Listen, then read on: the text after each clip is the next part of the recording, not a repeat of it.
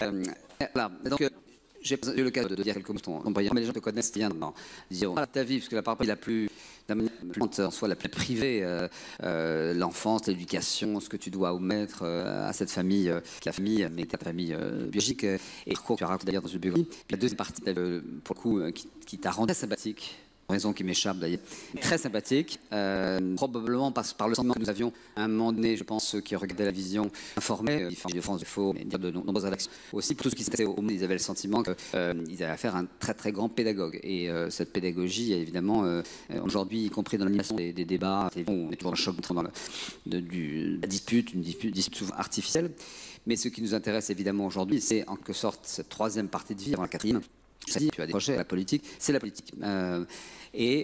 Pourquoi, dans le fond, à partir de 4, si en tant que journaliste, pourquoi tu as des prendre de risques considérables à placer au centre et dont on ne sort pas un jour, j'imagine. Cette aventure européenne qui a été, je dis plus que font les aventuriers principales, législatives, oui. Voilà. Pourquoi cette aventure européenne est si importante pour toi? Et je disais juste, et c'est ma première question, que nous ne pouvions pas trouver un meilleur sujet que français, point d'interrogation, européen, point d'interrogation, citoyen, point d'interrogation, qu'aujourd'hui, quelque chose que vous êtes nerveux des temps. Est-ce que vous aviez prévu le scénario? Comment vous vivez-vous ça, les députés européens? D'abord, toutes mes excuses d'être arrivé après vous. Mon train est un tout petit peu de retard. J'arrive de Bruxelles d'ailleurs. Je tombe du train. Et puis il a fallu que je traverse un peu Paris. J'étais un peu gêné. Je vous prie de m'excuser. En plus, j'étais mal placé. Je vais un petit peu remettre ma voix. C'est intéressant, mais c'était pour vous prier de m'excuser. Je vois d'où je vous parle, que tu as toi-même, je ne l'aurais pas fait, je n'étais pas tombé sur ton introduction, en te remettant à initier cette rencontre, en remettre la fondation qui est maintenant un abri et un lieu magnifique. J'ai connu d'autres où c'était un peu plus rustique, c'est notre donc c'est vraiment bien que puissions dire comme ça pour je suis ouvert à échanger. Point de vue est voir mon sentiment de la précarité nationale est venu au fond à peu près à la période de l'adolescence. On commence à faire des raisonnements entre guillemets politiques. Mon raisonnement politique n'allait pas très loin parce que je n'ai pas été élevé par plusieurs familles successives comme je suis là un peu franc. Mon premier problème était de trouver le moyen de faire des études. Deuxièmement, de trouver le moyen de vouloir faire ce que je croyais vouloir à l'époque. C'était avocat ou journaliste. Journaliste, ça me semblait vraiment beaucoup trop hors des social. Avocat, je me disais que en allant écouter Maître Georges Guizard, je ne sais pas quelle place ça connaît, qui est un très grand pénaliste, venir aux assises de la ville d'Épinal dans les Vosges, puisque j'étais dans la dernière partie de mon essence à Saint-Dien. Ce fut fait, mais je l'ai abandonné très vite parce que de vacances pour lesquelles j'avais besoin d'argent pour vivre. Les scolaires, enfin universitaires à l'époque, ne couvrant pas les vacances, j'ai envoyé 3 lettres. L'une à la Poste de Nancy, j'attends toujours sa réponse. La deuxième, un journal du coin qui s'appelait l'Est républicain, une assez grande publication, qui m'ont répondu, mais à la fin des vacances. Et la troisième, ceux dont je n'attendais pas de réponse, c'était la radio locale. Je suis tombé sur un directeur à qui j'ai lu de paix dans l'œil. Il avait lui-même un fils qui est apparu pendant la guerre et probablement ça l'a motivé. J'ai besoin. Et il m'a dit, voilà, besoin de quelqu'un qui fasse 2 choses, trier le courrier, ça c'est les jours, et si vous avez du temps, classer des disques, ça c'est la nuit. C'était une grande discothèque, une trentaine de milliers de titres, qui avait une particularité qui était à 2 piscines municipales de Nantes. Et je laisse très bien le soir, l'été, il est dit, quand je suis rentré un soir dans la discothèque qui était en sous-sol, j'ai vu mais des centaines et des centaines de qui flottaient. Il y avait 1 mètre d'eau, la piscine avait fini dans la discothèque, et ma carrière de, de classeur de disques s'est arrêtée là. Petit à petit, ensuite, je suis entré dans les choses, j'ai terminé ma fac, et puis quand je suis devenu journaliste à Strasbourg, déjà le Conseil de l'Europe, mais à l'époque n'est que par les représentants des parlements nationaux, et présidé par un brave homme assez intelligent et tout, mais qui, à partir de midi, 11h midi, s'intéressait au moins aux pastis qu'il pouvait trouver au député, qu'à cela raconté ou l'une Monsieur Alain Poher, pour ne pas le nommer. Et c'est comme ça que petit à petit, je me suis intéressé aux affaires européennes qui n'intéressaient personne. Pourquoi ça beaucoup moins? Parce que moi, j'ai connu les dégâts de l'air. Je viens dans le sommet du Tanguy. Je me souviens très bien qu'à l'âge de 3 ou 4 ans, je crois, il n'y avait plus d'arbres, il n'y avait plus que des moignons d'arbres. Ils avaient tous été sectionnés par les tirs que les Américains lançaient d'une colline, enfin une petite montagne, sur l'autre montagne où se trouvaient en reflux les Allemands. Je me souviens aussi de ce tragique que c'est encore, c'est-à-dire une rafle de la Wehrmacht, guidée par la Gestapo, le reflux, quoi, c'était en 4. Et dans la ferme où j'étais élevé, de temps en temps passaient des ombres. Des hommes, ça n'était plus plaît que de mes enfants, à la guerre. qui étaient résistants en réalité, et qui venaient s'approvisionner dans les fermes. Et je me souviens qu'un moment sont venus avec un chien qui était plus haut que moi, et pas gentil, et qu'ils ont fouillé la maison, et qu'ils ont demandé si on avait vu des terroristes, entre guillemets, maquisards, des maquisards. Et moi, le gamin pris, évidemment, il n'était pas question. La dame qui me levait, donc, le lendemain, fin d'après-midi, nous avons été raflés au-dessus de la montagne, près de la petite ville à Brest, de Pelle. Et nous avons été rassemblés, une personne, et devant nous, il y avait une dizaine d'hommes devant nous. Nous avons demandé de la remettre. Je me souviens que la dame qui m'élevait m'a dit, si tu lèves les yeux, tu auras une raclée. Ce sont ces mots, je vais très bien.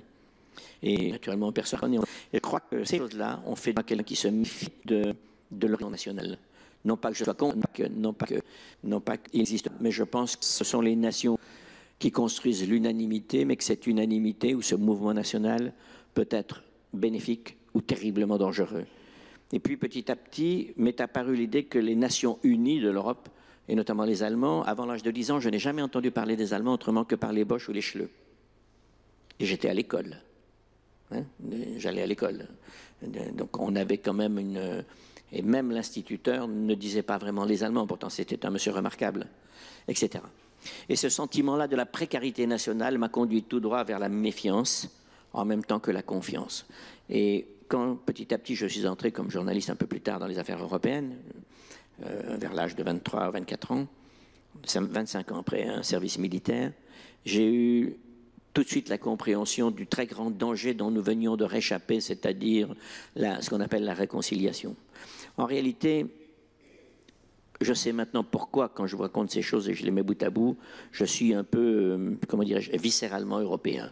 Ça n'a pas d'abord été un choix intellectuel, ça a été un choix de peur. Puis ensuite, ce fut un choix élaboré comme tout le monde, enfin comme tous ceux qui le sont. Quel est le sentiment à Bruxelles ?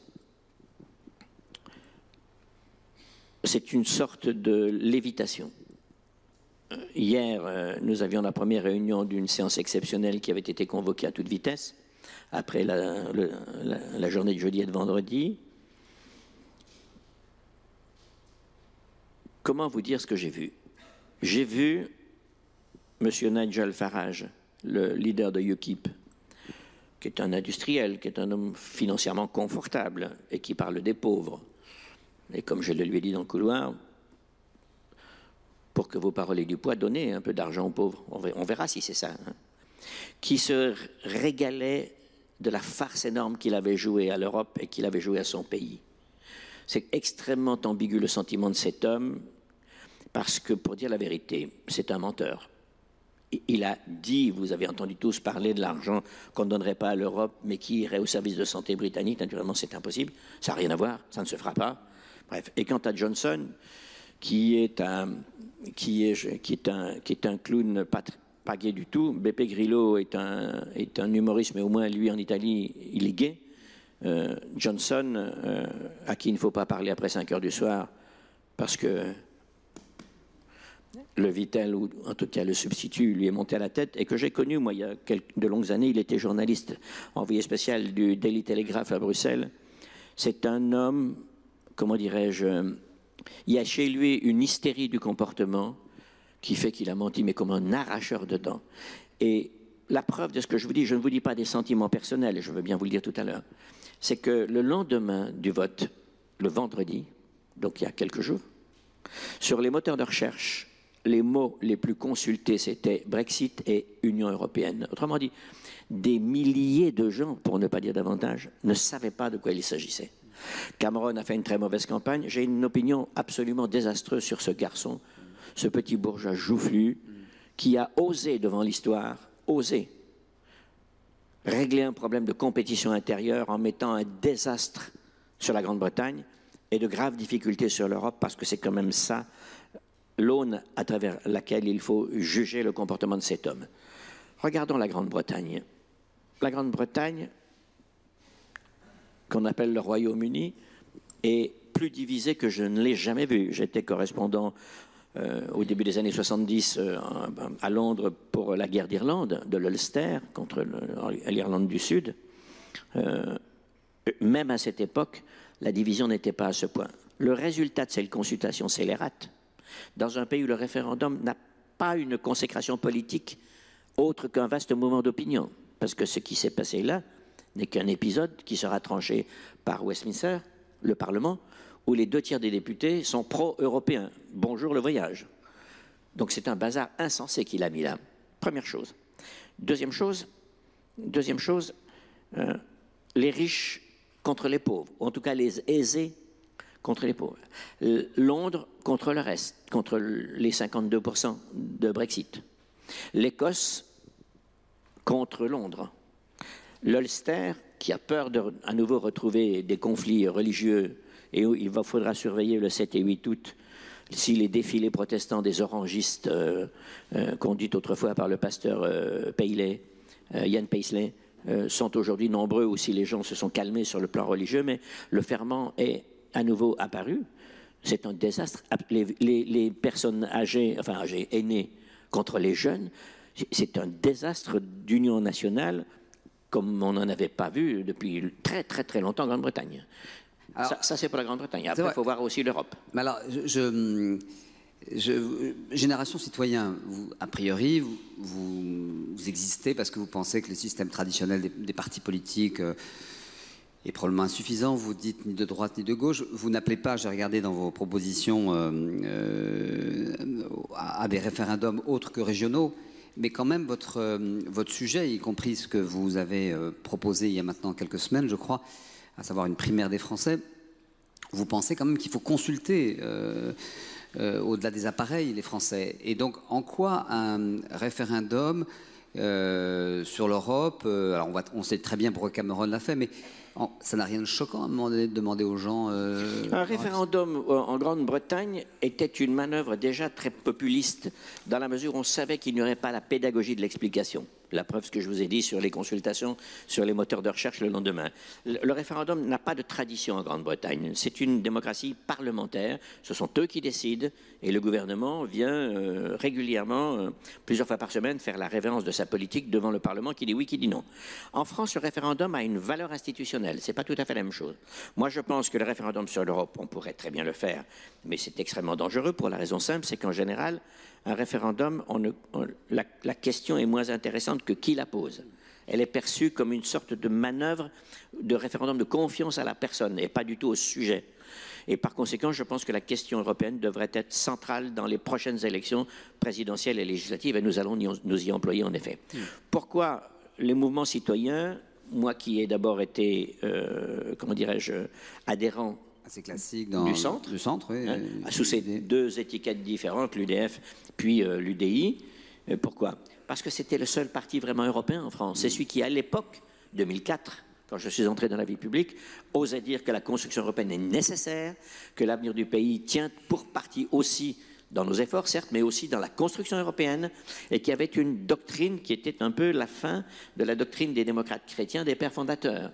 Aujourd'hui, le centre a complètement disparu, c'est un appendice de la droite. Il n'a d'ailleurs plus de doctrine, il ne parle pas un tout petit peu Bayrou ces jours-ci, qui est sans doute la voix la plus autorisée, mais très timide. Et on voit bien que ce problème central pour l'avenir de la France, qui est la construction européenne, ne trouve plus aujourd'hui de porte-parole courageux, pour la raison simple, c'est que tout le monde est entré dans une spirale de dégradation. La droite républicaine vit dans la peur de l'extrême droite, essaye d'ailleurs plus ou moins d'aller sur ces chemins, en pensant que la photocopie rapportera autant que l'original, ce qui n'est pas mon avis. Et la gauche réformatrice, c'est-à-dire en réalité les sociodémocrates, nécessaires à un pays. C'est très important que le capital social compte autant que le capital investissement et financier. Eh bien, ceux-là sont fascinés par leur extrême gauche parce que l'apport complémentaire de leur voix pour être élu dans un cas comme dans l'autre réside dans le bras de force que leur font les minoritaires. C'est la raison pour laquelle la loi travail aujourd'hui est d'une complexité parlementaire inouïe et qui d'ailleurs sera vide en arrivant ou presque. Mais en même temps, est-ce qu'il ne fallait pas crever cet abcès? Parce que j'imagine qu'après toutes ces années à Bruxelles, tu le savais en arrivant, mais tu t'en es rendu compte certainement au quotidien, ces Britanniques n'étaient pas si européens. Le genre de Churchill, qui était l'ambassadeur à l'époque en charge, je crois, de l'entrée du Royaume-Uni dans le marché commun, disait nous entrons dans l'Europe, mais nous ne serons pas européens. Et il y avait dans le fond, de toute manière, une série de dérogations européennes, l'euro, Schengen, la Charte des droits fondamentaux, qui faisaient que ce pays l'était sans l'être vraiment européen. Est-ce que tu ne penses pas que la crise européenne existe depuis un petit bout de temps? On se pose des questions. Est-ce que, dans le fond, c'est pas salutaire qu'il y ait ce coup de Trafalgar pour reconstituer autre chose et que c'est comme ça que vous allez le vivre ou vous allez le... Non, mais tu te souviens de nos conversations, je dois vous dire que moi j'étais partisan du Brexit et qu'il s'en aille. Ouais. Pour une raison simple. Alors ça peut vous choquer, vous étonner, surtout vu le coup de tonnerre d'aujourd'hui, hein, je le comprendrai très bien, mais cependant, allons à l'essentiel de cette affaire. L'Union européenne, aujourd'hui, n'a plus besoin des mêmes, je dirais, des mêmes barrières, des mêmes poteaux pour consolider son action que lors de sa fondation. Lors de sa fondation, il s'agissait de faire en sorte que les pays qui n'avaient trouvé d'autres moyens de régler les conflits que de s'entretuer se mettent autour d'une table une fois pour toutes, ou en tout cas on peut l'espérer, et partagent les sujets de conflit qui étaient en fait des ambitions de richesse. Les trois guerres, 70, 14 et 39, à part la revanche, elles avaient pour moteur principal l'accès aux richesses, c'est-à-dire le charbon, l'acier, le textile, les plaines d'Alsace et du Bade-Wurtemberg, et la domination du Rhin, du fleuve et de la Moselle, parce que qui domine le fleuve, qui domine le Rhin, domine la mer du Nord. C'était ça. Et on l'a réglé par la communauté européenne du charbon de l'acier en 50-51, et puis ensuite par un processus à partir de 57 d'intégration de nos ambitions économiques et du partage des ambitions économiques. Le partage de l'énergie d'abord, puis ensuite du marché commun. Mais maintenant, ça n'est plus ça le vrai fondement. Je ne dis pas que ceci ne compte pas encore parce qu'on ne sait pas de quoi demain sera fait. C'est très dangereux, le nationalisme. Ça dérive très vite. Mais aujourd'hui, il y a une deuxième mission qui me semble plus urgente et très lourde. C'est que l'Europe doit s'organiser en puissance politique pour organiser mieux et de façon plus productive, plus riche, sa puissance économique afin de compter dans le monde. Autrement dit, mieux nous préserver. On ne peut pas aujourd'hui se départir de la question de savoir ce qu'est l'Europe dans la puissance mondiale. Qu'est-ce que c'est que ce continent? C'est le marché économique le plus important du monde encore. Le marché économique, ça veut dire que c'est là où les puissances étrangères peuvent venir gagner leur argent en nous vendant leurs produits si nous ne sommes pas suffisamment, productifs pour essayer de garder Donc aujourd'hui, l'Europe, c'est une nécessité d'organisation politique pour développer l'économie, l'emploi, et un certain nombre de fonctions régaliennes auxquelles tout le monde n'est pas obligé de souscrire. Je suis partisan, moi, de l'Europe à deux vitesses. Il y a un grand marché économique et puis une organisation politique de ceux qui le veulent pour les fonctions régaliennes. Mais il me semble t'avoir lu et retenu les quelques points qui te paraissaient justement ces points qui permettraient de construire l'Europe et donc avec plus d'intégration pour protéger les peuples, et à la fois la question des frontières extérieures, la question de la sécurité intérieure, la question de la défense européenne, et dans le fond c'est quand même gênant de traiter cette question-là sans les Britanniques qui ne sont pas des nains sur ces questions de la défense, la transition énergétique, l'investissement, la convergence économique et puis la lutte contre l'harmonisation et la lutte contre la fiscalité. Voilà. Est-ce qu'on peut faire ça sans les Britanniques qui... Oui. D'abord, non seulement on peut les faire sans, mais on ne pouvait pas les faire avec. Parce que si vous regardez bien quelle était la position des Britanniques dans l'Union, à qui on a consenti des dérogations stupéfiantes, ou bien tu es dedans, ou bien tu es dehors.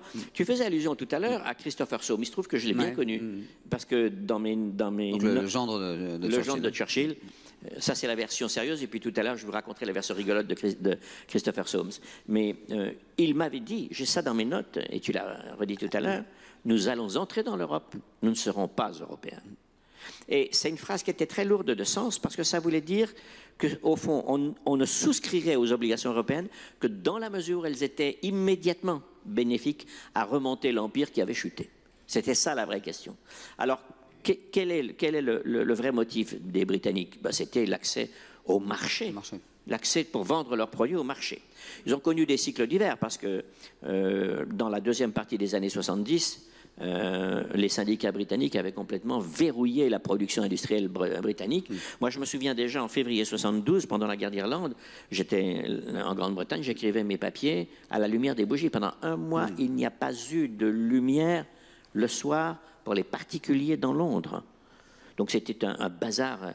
Le chef des syndicats, le Martinez de l'époque britannique, s'appelait M. Cargill.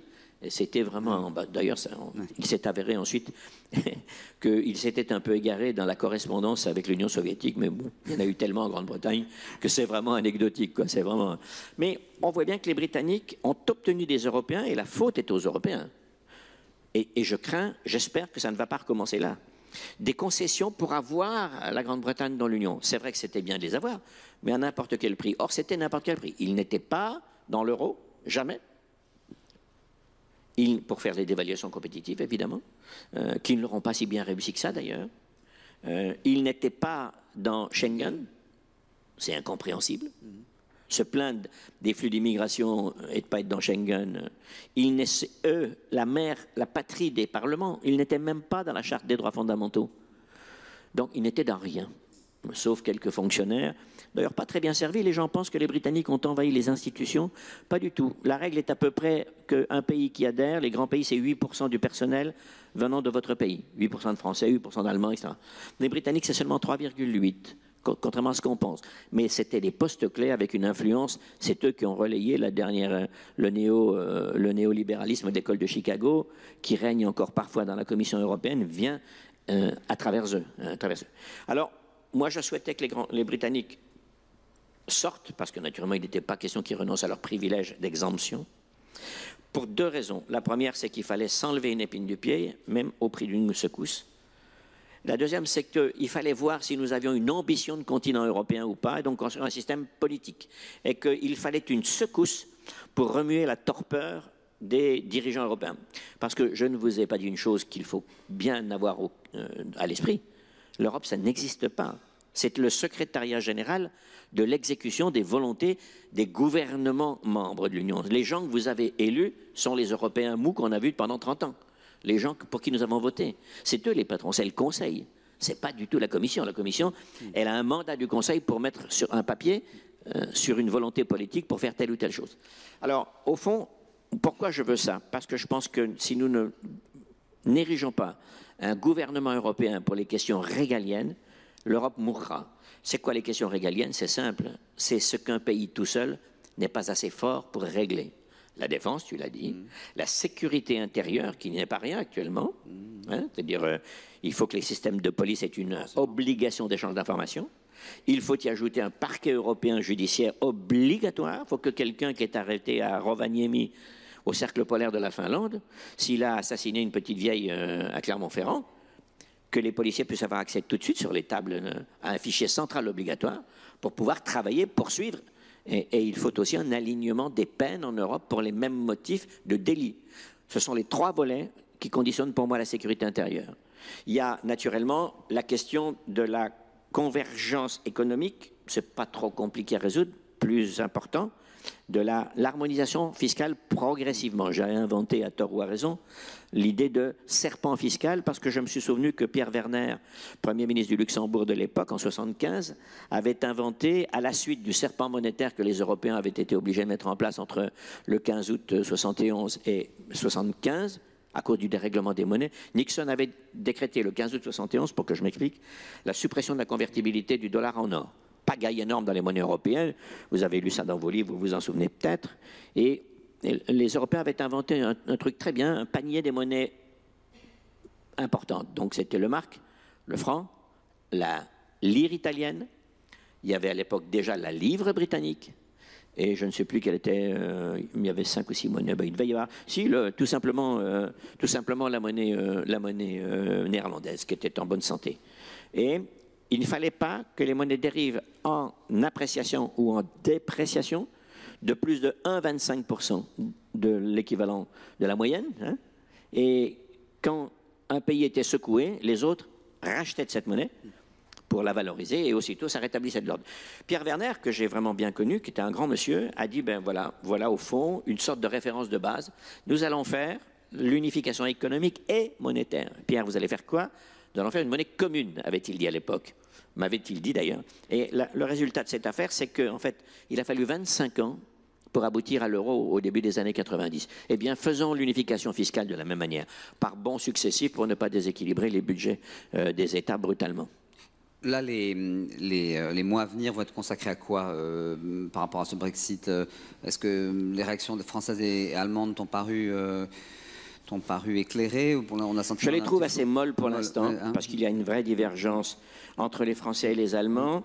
On ne comprend pas bien pourquoi d'ailleurs, parce qu'il faut savoir que pour la France, la Grande-Bretagne, c'est aussi le premier poste excédentaire de notre commerce extérieur en Europe. C'est à eux qu'on vend le plus, c'est-à-dire on leur vend plus qu'on ne leur achète. Post-excédentaire. L'Allemagne, c'est la même chose. Mais dans ces conditions, on aurait pu s'unir. Je pense que l'Allemagne craint une sorte de contagion en Europe centrale. Je n'en crois pas un mot, pour la raison simple. Les Néerlandais ont fait leur addition. Une très vieille amie qui est maintenant ministre des Affaires étrangères, qui s'appelle Janine Hennis-Plasschaert, qui était une parlementaire européenne, m'a encore dit hier en fin de matinée que de toute façon, il ne laisserait pas faire un référendum pour ne pas ouvrir le champ aux nationalistes, à Geert Wilders et aux choses épouvantables que ce type débite. Danemark Danemark, je ne suis pas bien renseigné, c'est une tentation réelle. C'est une tentation parce que ce sont eux qui sont le plus proches. Mais l'exemple de l'Écosse, à mon avis, peut les freiner. Peu importe. Pays-Bas Pays-Bas, je ne crois pas beaucoup. Europe centrale, je ne crois pas du tout parce que l'addition des fonds qu'ils reçoivent de l'Europe est beaucoup supérieure à ce qu'ils payent et que ces gens-là sont quand même assez réalistes, même si la pratique de la démocratie n'est pas encore totalement équilibrée. Dans les choses régaliennes, je veux élucider un point que tu as soulevé, si tu me permets, Olivier, c'est que l'idée selon laquelle on ne pourrait pas faire une Europe de la défense parce que les Britanniques sont dehors est une idée qui, à mon avis, n'existe pas réellement. En apparence, oui, c'est logique de penser ça.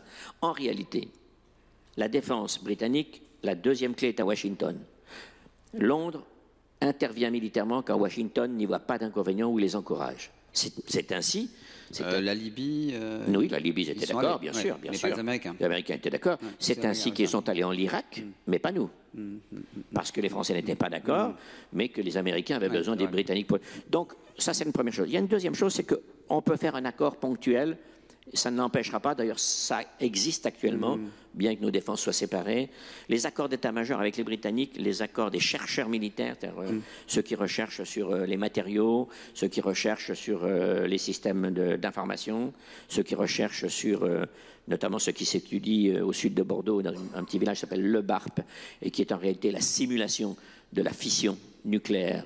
C'est ça ce qui travaille là. Tout ça sont des choses que nous partageons en commun et pour lesquelles on peut avoir des convergences d'action. Donc je ne crois pas que ça empêchera.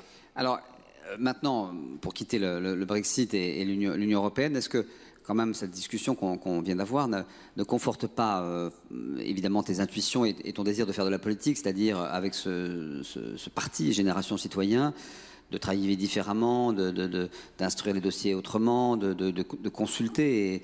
Et il m'a semblé, il y a quelques mois, quand on s'était vu pour parler de ces sujets-là, que tu étais quand même très sceptique sur la capacité de la classe politique française aujourd'hui, là, avec les quelques noms qui s'annoncent pour être candidats à la présidentielle, sur cette capacité de ces candidats-là classiques à satisfaire les Français. Donc, est-ce que tu penses que va naître quelque chose qui s'appellera soit Nuit debout, soit le référendum à Nantes, soit...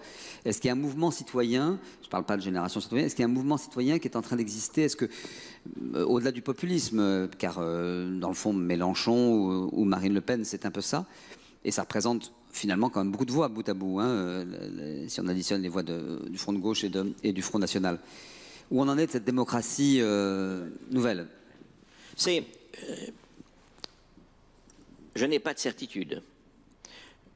Je me suis mis en route sur ce mouvement pour des raisons négatives et pour des raisons positives. Les raisons négatives, c'est que sur ces 20 dernières années, la gauche au pouvoir s'est tapé des affaires horribles qui s'appellent Urbac-Graco et toutes ces choses. Donc la corruption massive, prélevée sur l'argent public évidemment. Que la droite, je ne vous fais pas de tableau avec Big Malion et le reste, a eu la même chose. Je ne vous rappelle pas les avions renifleurs qui étaient déjà la même chose, une évasion et une corruption très importante. Et même le centre auquel j'appartiens a eu 2 générations de dirigeants successifs, enfin, en 3 ans de temps, intellectuellement corrompus pour l'un et matériellement corrompus pour l'autre. J'aurais dû les mettre à l'envers. Les uns se sont laissés aller à prendre de l'argent pour payer sa femme, dirigeant de société de communication qui, comme par hasard, avait une filiale à Bruxelles et travaillait avec une autre dont le siège était à Monaco. Je vous décris des faits de journaliste. Hein. Je ne médis pas, je décris des choses. Et pendant les campagnes, c'est de l'argent, ça. Et l'actuel, c'est 1800 cartes fausses dont plusieurs centaines achetées avec la même carte de crédit. Bonjour les dégâts. L'actuel patron du centre. Oui, bien sûr, oui. L'actuel patron, oui. Je n'ai pas eu la vie que j'ai, qui est une vie merveilleusement, comment dirais-je, je dois tout à cette nation, qui depuis tout petit comme ça m'a nourri, m'a vêtu, a payé mes études, a été largement et souvent mon employeur. Et maintenant que je suis libre, je n'ai aucune raison de supporter ça. D'une part, même mieux que ça, de ne pas le faire comprendre à mes concitoyens. Et je passerai les années qui sont là, c'est un peu pour ça que je suis rentré dans la vie publique, en diminuant mes revenus par 3, je le dis très clairement. Mais ce n'est pas le problème, je n'aspire pas à devenir le premier contribuable audiovisuel de France, parce que je pense que le pays est en très mauvais état. Et donc j'ai regardé ce qui se passait en Europe et j'étais très frappé que dans ces 5 dernières années, en Grèce, un mouvement inattendu, qui est un mouvement populaire sans aucune structure, avec un type qui était un démagogue, vraiment, il a chargé, hein, la lune à midi, le soleil à minuit, moi je voulais l'amener, je vais vous l'amener, vous allez voir. Et qui, arrivé au pouvoir une première fois, s'était embarrassé d'un très mauvais ministre des Finances, Varoufakis, mais qui s'est révélé, Tsipras, à la deuxième discussion avec les Européens, un vrai homme d'État courageux. Donc chapeau l'artiste. Mais on a bien vu que, vous avez vu comme ce mouvement, Syriza, a balayé les partis classiques. Je ne vous raconte pas les Karamanlis et les autres, la droite, oui, les Papandréou, de père en fils, enfin, corrompus. Les gens ne supportent plus parce qu'ils ont accès à l'information sur la corruption. C'est nouveau, ça. C'est récent. Ils en ont souvent eu le sentiment, mais c'était plutôt le café du commerce. Maintenant, ce sont des faits. En Espagne, Podemos d'un côté, qui tire parti de ce qu'a été le mouvement des indignés, qui a du mal, parce qu'on ne peut pas tout promettre aux électeurs au motif de vouloir gagner le pouvoir, parce qu'il faut payer. L'actuel président de la République, d'ailleurs, paye dans sa popularité une phrase insensée, je ne sais pas qui lui a dit ça, et pourquoi lui-même ne s'est pas censuré là-dessus. Mon ennemi, c'est la finance. Ben, tu vas dans un couvent. Il n'y a pas d'argent dans un couvent, c'est clair. Il y a les œufs le matin, il y a les légumes le midi et la prière du soir. C'est d'un ridicule. Bon, les mois, bon, très bien, passons. En Espagne, Podemos. À côté de Podemos, d'ailleurs, un mouvement du centre-droit, Ciudadanos. Nous, les citoyens, que ça veut dire. Hein. 14%, 13,8% à l'avant-dernier scrutin. Un peu moins là parce que les gens ont eu peur et se sont rapatriés un peu vers les partis classiques. Aucun parti n'a la majorité absolue pour faire un gouvernement en Espagne. Au bout du deuxième scrutin, à 6 mois d'intervalle. En Allemagne, où on voit naître aux Pays-Bas, et en France. En France, je suis parti d'un constat simple. Le premier parti de France pour la plupart des élections, sauf la présidentielle, qui est très fréquentée. Le premier parti de France, c'est les abstentionnistes, en gros 50%.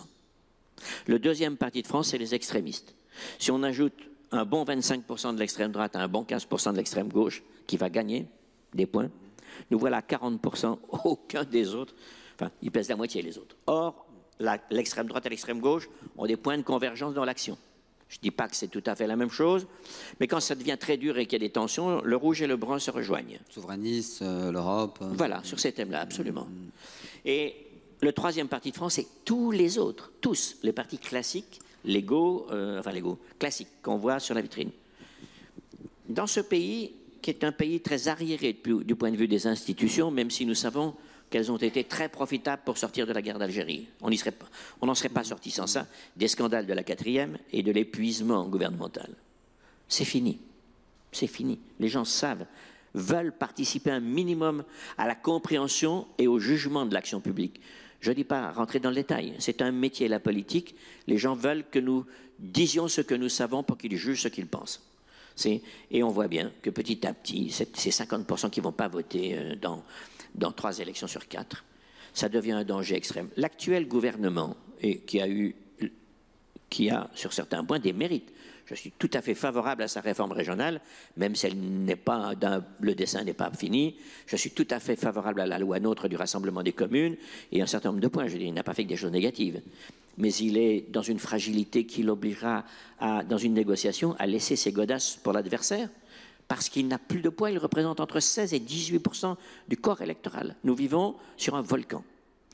Moi, je me suis fixé pour but, avec ces mouvements, d'abord d'en rassembler un certain nombre. Oui. Et pour celui que je conduis, je me suis fixé pour but de me consacrer à la pédagogie des abstentionnistes. Et par hasard, s'il y en a parmi vous, je suis à votre disposition.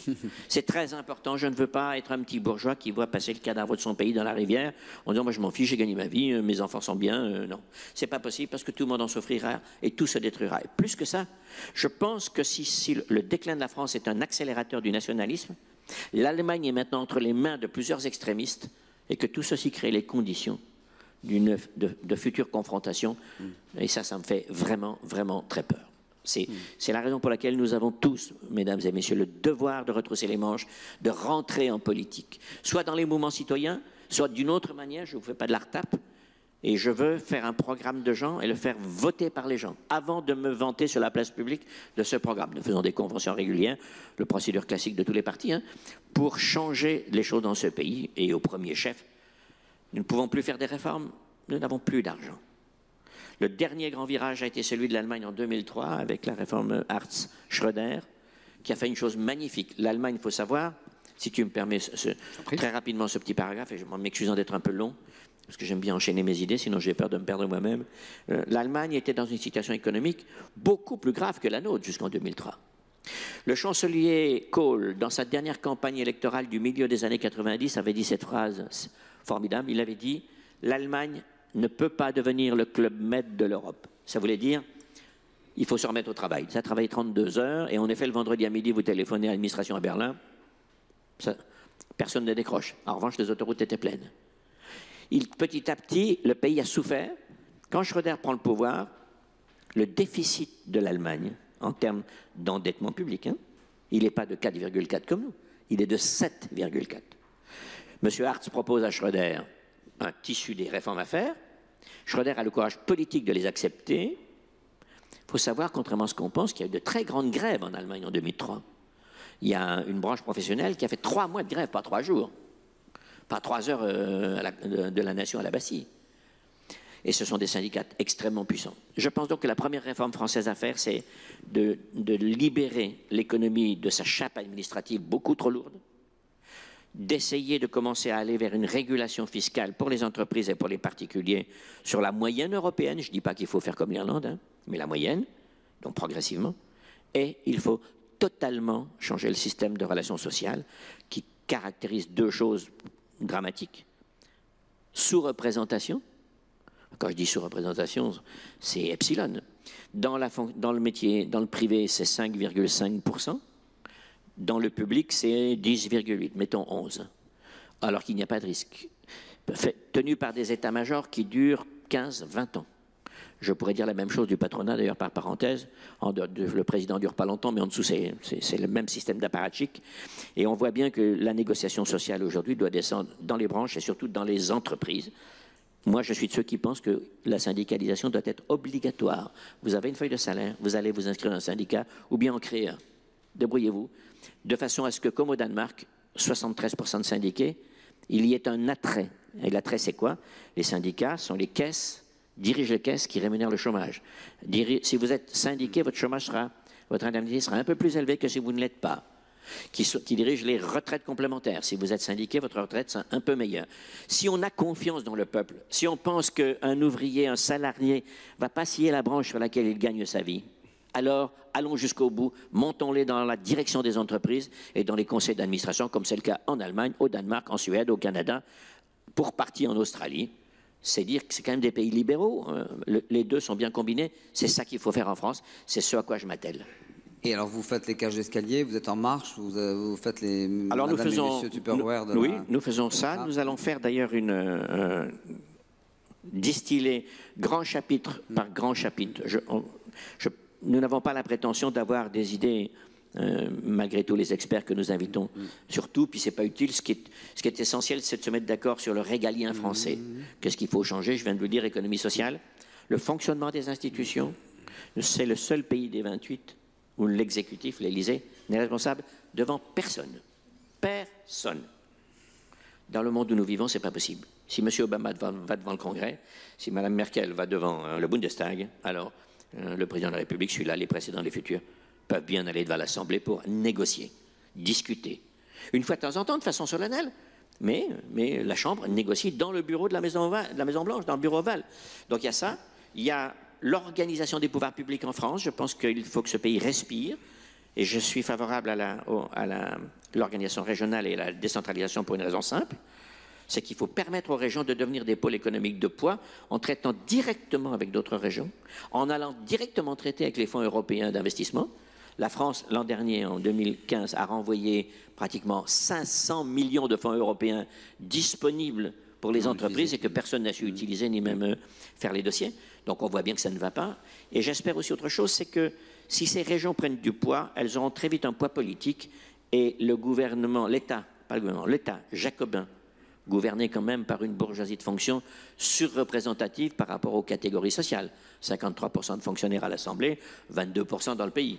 Donc il faut que ceci s'équilibre pour qu'on ait une démocratie beaucoup plus saine. Et comment voir si elle est saine? Consulter les gens sur des sujets concrets à partir des régions. Référendums régionaux, donc. Oui, d'abord.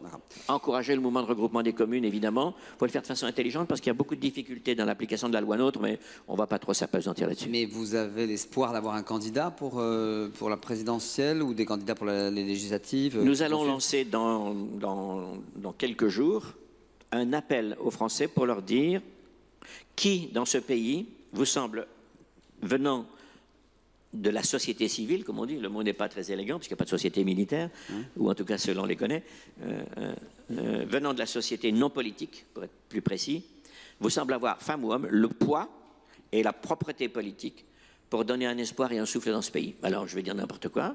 Est-ce que M. De Castres, ancien président d'AXA, vous semble faire le poids? Est-ce qu'il vous semble suffisant? Est-ce que Mme Irène Frachon, qui a dévoilé le scandale du Mediator et qui est une femme remarquable, vous semble avoir le poids?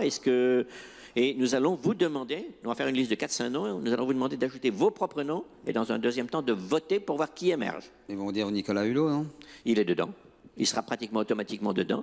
Mais il y en aura d'autres que je ne connais même pas d'ailleurs pour l'instant, pour avoir une tête de pont qui va discuter avec tel ou tel candidat s'il ne recueille pas, ce qui sera probable, suffisamment de suffrages. Pourquoi? Pour commencer à rééquilibrer la société politique plutôt que de faire des discours, s'attaquer. Mais en revanche, le point important pour nous, et je vous le dis vraiment, ça peut intéresser, je veux trouver dans ce pays plusieurs centaines de candidats venus de leur propre expertise civile aux législatives.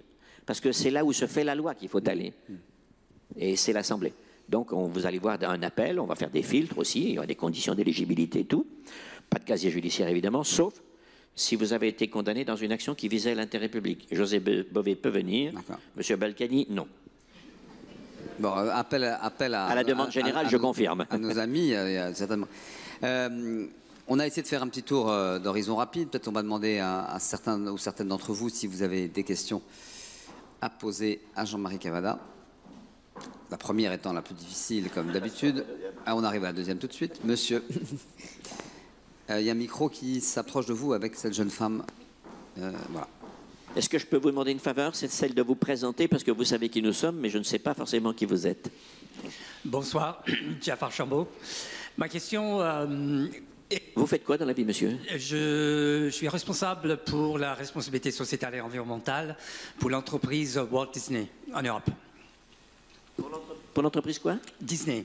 Disney, d'accord. Ouais. Ma question, c'est avec toute la confusion qui règne à Bruxelles maintenant après le Brexit et, comme vous disiez vous-même, en Angleterre, quelle était l'idée d'inviter l'Écosse pour assister à des discussions aujourd'hui au Conseil européen, si j'ai bien compris?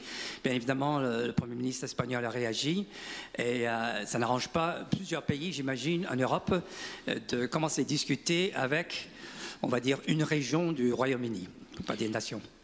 Madame Nicola Sturgeon, il y a 3 jours, première ministre de l'Écosse. Et donc vous pensez à la Catalogne hein, quand vous dites que Madrid est... Enfin, bien sûr. Oui, bien sûr. Oui, Madame Sturgeon m'a dit au téléphone il y a, on est quoi, mercredi, donc c'est lundi, il y a 2 jours, qu'ils étaient en train de rédiger le projet de loi pour le référendum d'autonomie selon les discussions qu'elle aurait à Bruxelles. Je n'étais pas, moi, à la réunion des ministres, puisque j'étais au Parlement. Ce que j'ai appris, c'est que Rajoy, le Premier ministre espagnol, a pris peur, et ça se comprend. Il va être obligé de gouverner, on ne sait pas trop avec qui et comment. Dans les coalitions, par exemple, il y a des autonomistes, notamment catalans, qui sont extrêmement actifs et même agressifs. Est-ce que vous savez qu'il y a un impôt révolutionnaire en Catalogne? Personne ne dit ça. Vous voulez mettre votre enfant, vous habitez Barcelone, à l'école pour qu'il apprenne l'espagnol, il faut payer. Il ne faut pas payer l'école, il faut payer l'organisation indépendantiste. Personne ne sait ça, personne ne dit ces choses. C'est violent, c'est devenu violent. C'est plus du tout une bataille d'idées. C'est devenu beaucoup plus, comment dirais-je, violent, c'est le mot. En tout cas, Rajoy a fermé un peu la discussion. Hollande, plutôt prudemment et me semble-t-il assez intelligemment, a dit c'est d'abord une affaire qui doit être réglée à l'intérieur du Royaume-Uni. Et je crois que c'est vrai. Ça veut dire non pas on ne veut pas de vous. Ça veut dire régler votre problème d'autonomie. Ce n'est pas nous qui allons déclencher des autonomies dans tous les coins. Il a raison. Et après, la discussion est ouverte. D'ailleurs, elle n'est pas fermée, puisqu'elle a déjà un délégué observateur, presque comme un pays candidat, qui est un parlementaire d'ailleurs, M. Smith. Et on n'a pas voulu, à mon avis, apparaître comme des instigateurs de la division des souverainetés nationales. Je pense que c'est ça l'explication. D'accord. Une autre question? Monsieur?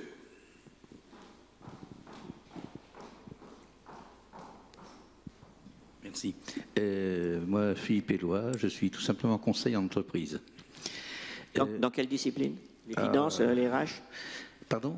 Les finances, les RH? Oui, les finances. Finances, l'organisation, les problèmes aussi en ce qui concerne les fonds européens quand il y a des aides, enfin bon. Moi, il y a deux choses qui m'inquiètent un peu, enfin pas qui m'inquiètent, mais vous avez parlé tout à l'heure de l'Allemagne et vous avez parlé des syndicats allemands. Et il y a une chose que les gens ignorent, c'est que les syndicats allemands et les conflits en Allemagne sont extrêmement durs, mais une fois que tout le monde a signé, il y a un engagement total, car si ça ne réussit pas, les syndicats sont responsables financièrement. Et c'est peut-être ce qu'il faudrait avoir en France. Avoir des gens, parce que les syndicats, il en faut. Il faut qu'il y ait des contre-pouvoirs, des contre-propositions. Pas des contre-pouvoirs, des contre-propositions. Et on n'a pas ça du tout en France. Ça, c'est un premier point. Et puis, l'autre chose qui me frappe aussi, en ce qui concerne justement les questions qui sont posées et la responsabilité des médias, moi, je reviens sur une chose. Lorsqu'il y a eu la constitution de l'Europe, tout le monde est parti en guerre contre ce traité qui était largement diffusé sur Internet, hein, puisqu'à l'époque, je crois que c'était Giscard qui s'occupait de ça. Et en l'occurrence, la Constitution, il n'y avait qu'une partie qui nous concernait, car le reste reprenait les traités européens qui avaient déjà été signés. Et ça, on ne l'a jamais dit. Mais à l'époque, on a parlé des 10 pays qui venaient d'arriver en 2004, en janvier 2004, si mes souvenirs sont bons, et surtout, on a fait peur aux gens, puisqu'il y avait le problème de la Turquie qui n'était pas démarré encore. J'ai rien à vous répondre parce que vous avez raison sur les deux choses. Je peux juste éclairer la question média qui en général est compliquée. Ça fait peur à tout le personnel politique. D'abord, pourquoi je vais vous parler de ça 5 secondes, plutôt 5 minutes? Parce que dans cette campagne en Grande-Bretagne sur Brexit, sur le opt-in ou bien opt-out, pour la première fois de son existence, la BBC a été d'une partialité qui aujourd'hui est extrêmement critiquée. Elle a pris position de façon très insidieuse mais régulière pour le Brexit. Pourquoi? Parce que les tabloïds, parce que la maison Sky, hein, c'est-à-dire M. Murdoch, qui possède des journaux, des chaînes de télévision et des radios, avait dès le départ pris position et, je dirais, inondé le tapis un peu comme une nappe de gaz du sentiment qu'il fallait sortir, que ça irait bien mieux, et on le voit. Personne ne le dit en France. J'ai eu un débat assez violent avec un jeune homme du Front National hier soir, où je lui ai fait remarquer une chose qui est évidente. En 3 jours, les classes populaires britanniques ont perdu 10% de leur pouvoir d'achat. Quand un billet fond, on travaille autant pour avoir moins. Alors, pour lui qui gagne 6 400 € comme moi au Parlement européen, plus 2 661 € comme conseiller régional de Lorraine, où il ne met jamais les pieds, et où il a d'ailleurs critiqué beaucoup parce que les électeurs ne le voient pas, Monsieur Philippot, pour ne pas le nommer, 10% de moins, il ne va pas mourir, mais ceux pour qui le salaire est de 1 200 €, ça fait une sacrée différence, 10%. Donc il y a un côté scandaleux dans ce comportement de gens qui prétendent défendre le peuple, attaquer les élites alors que celui-là vient de l'ENA, qu'il est inspecteur général de l'administration, et que ça ne le gêne pas du tout de se faire, moralement, de se faire payer par une institution qu'il dit vouloir détruire. Moi, si je veux détruire un adversaire, j'accepterai jamais d'argent de lui, et vous non plus. Mais lui, ça ne les gêne pas. Lui ni elle ne les gêne. Bref, les médias britanniques ont été très partiaux anti-Europe, Brexit. Mais en France, nous ne sommes pas à l'abri de ça. D'où ça vient? La privatisation de TF1 en 87, la première chaîne française en poids, en audience. Comment? Oui, pour rien d'ailleurs, un os. Mais cette privatisation-là a déséquilibré le reste. L'audiovisuel public a mis 10 ans à essayer de se remettre et n'est d'ailleurs pas réellement remis, non pas de sa faute, mais parce que les investissements dans l'audiovisuel public, l'État n'est pas capable de les suivre pour suivre la concurrence de l'audiovisuel privé. C'est un premier choc. Il y a eu un deuxième choc. C'est l'arrivée des chaînes d'information. J'ai fait une grosse erreur, j'étais favorable parce que j'étais un spectateur initial de la création de CNN en 83 à Atlanta, et je trouvais que c'était un bon système. Et quand c'est arrivé en France, le marché est trop petit, les chaînes d'information sont privées, elles sont toutes déficitaires et on veut faire du journalisme sans journalistes.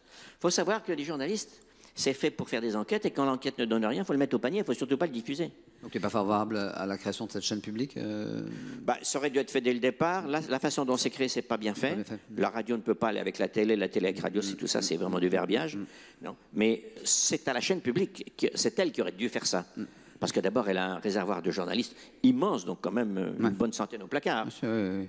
Donc, et donc pour terminer, ma chose, c'est que les chaînes d'information à continu ont amené deux choses. De l'information qui est plus de la communication que de l'information, pas très bien vérifiée.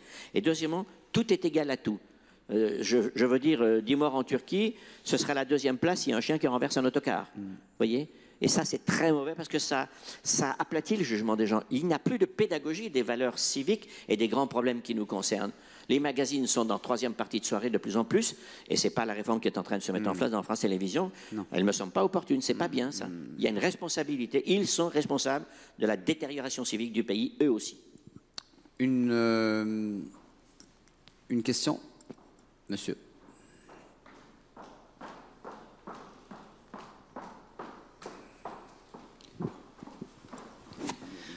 Oui, Raphaël Valéry, je suis retraité, j'étais professeur d'histoire et j'ai fini par enseigner les institutions l'histoire des institutions à Paris 2. Alors, j'ai eu une interrogation depuis que j'étais enfant. Vous avez parlé de votre enfance. Moi, à 10 ans, je me souviens d'une conversation bizarre chez mes parents. C'est l'époque où De Gaulle faisait des référendums. C'était nouveau. J'avais appris d'ailleurs que Bonaparte avait fait ça. C'était des plébiscites, c'était mal vu. C'était vous, le Parti communiste, pourfendait les référendums, trait d'union, plébiscite. Et une dame à table dit moi, je suis fonctionnaire. Et nous, les fonctionnaires, nous allons voter. Elle n'a pas dit non au référendum, mais nous allons voter contre De Gaulle parce que nous n'avons pas été augmentés. Alors, ça m'avait frappé parce que ça n'avait aucun rapport avec la question posée. Pas vraiment, oui. Mais je m'étais déjà dit à l'époque, dans ma petite cervelle, et mes parents d'ailleurs avaient été un peu surpris, ils n'avaient pas pensé à ça non plus, que quand on fait un référendum, les gens ne répondent pas forcément à la question, mais que parfois des pans entiers de l'opinion peuvent, pour des raisons diverses, voter à leur manière, en général pour régler leur compte avec le chef de gouvernement. Alors, si l'on fait des référendums en Europe, comme on a fait pour la Constitution européenne, tous les pays vont faire voter leur Parlement, que je trouve quand même plus responsable, vous êtes content que je dise ça, mais il y en a toujours un ou deux pays qui font un référendum. Si on veut l'unanimité, sur les 2-3 pays qui vont faire un référendum, il y en a bien un où pour une raison quelconque, les gens vont régler leur compte avec leurs dirigeants. Et ça bloquera tout. Alors, je pose la question, croyez-vous qu'il y a un certain nombre de gens à Bruxelles qui seraient partisans d'interdire les référendums de l'Union européenne pour ce genre de choses? J'ai jamais entendu ça. C'est une idée. Oui, c'est une idée, comme tu dis, oui. J'ai jamais entendu ça. J'ajoute que je suis profondément démocrate. Oui. Non, mais vous savez, monsieur, je suis plutôt de votre côté. Je pense que le référendum est passionnel et que c'est pas pour rien qu'on a vécu dans des démocraties représentatives. Alors, représente bien, représente mal, vous avez les élections pour sanctionner. Mais c'est pas pour rien. Il faut dire les choses telles qu'elles sont. L'émotion du peuple n'est pas toujours bonne conseillère. Et deuxièmement, le peuple n'a pas toujours raison. Il faut oser dire cette chose. Vous allez me dire comment osez-vous dire un truc pareil? D'ailleurs, vous ne le direz pas parce que vous avez de l'expérience. Je rappelle la scène 1939 sur l'aéroport du Bourget. Merci. Qui a dit ça? J'ai le droit de revenir en deuxième semaine, alors. Il y a un bon public. Daladier descend de l'avion. 3000 personnes ont été réunies par son parti et à l'appel du gouvernement. Daladier, dit-on sur les ondes de l'époque, a sauvé la paix en conférence avec M. Chamberlain et M. Hitler. On a vu le résultat quelques mois plus tard. Et vous vous souvenez ce qu'il a dit, Daladier? Il était sur l'échelle. Hein? Non, il n'a pas dit ça. Il était sur l'échelle de coupé. Il y avait l'escalier à descendre, métallique. J'ai la photo. Il s'est retourné vers son collaborateur et il a dit « Tu les vois? Quel con !» au pluriel. Il savait ce qu'il disait avec cette phrase violente, parce qu'il voyait bien qu'ils avaient perdu la partie, Chamberlain et lui. Et il faut avoir le courage de conduire le peuple autant que de le respecter. Les gens élisent des représentants pour une durée. Ils font confiance pendant cette durée, sous réserve même d'un compte-rendu de mandat, ce qui s'impose. Par exemple, au moment européen que je préside en France actuellement encore, j'impose aux députés européens, en tout cas je les supplie, de venir faire un compte-rendu annuel de leur mandat. Qu'est-ce que vous avez fait au Parlement? Qu'est-ce qui vous a semblé bien? Qu'est-ce qui vous a semblé mauvais et vous avez voté contre? Il faut redonner du sang et de la vitalité à la représentation, à la démocratie représentative.